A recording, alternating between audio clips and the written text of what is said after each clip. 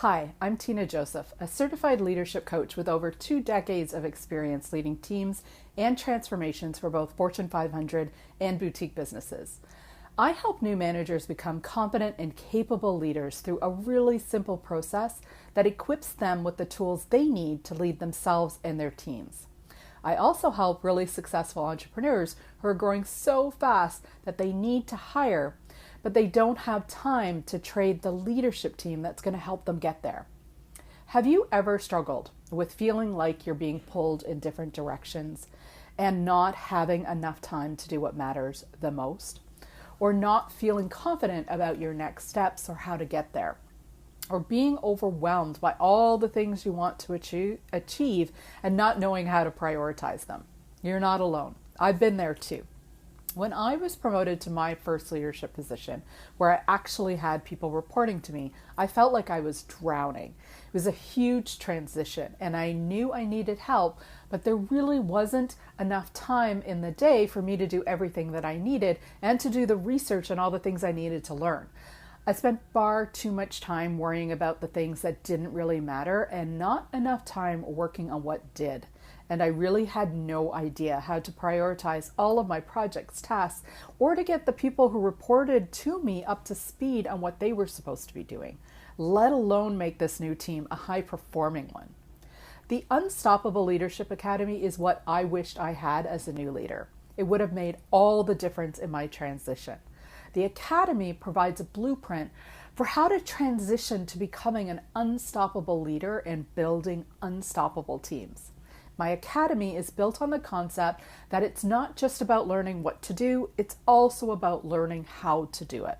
And this month, I'm going to give you a sneak peek into one of the core leadership competencies that I cover in my Academy: self-leadership. And it's not selfish. Self-leadership is about learning how to be in control of your thoughts, actions, and emotions. That enables you to make better decisions that not only serve your needs, but also the needs of your team instead of being influenced by the next fire.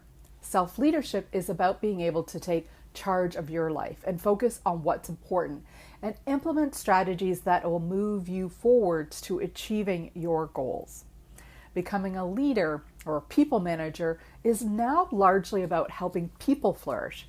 As someone who is leading themselves first, a leader in that position is more primed for success because they've gone through the deep work of refining their minds, habits, and overall well-being. In other words, they're just more effective. They're typically more resilient, creative, and innovative.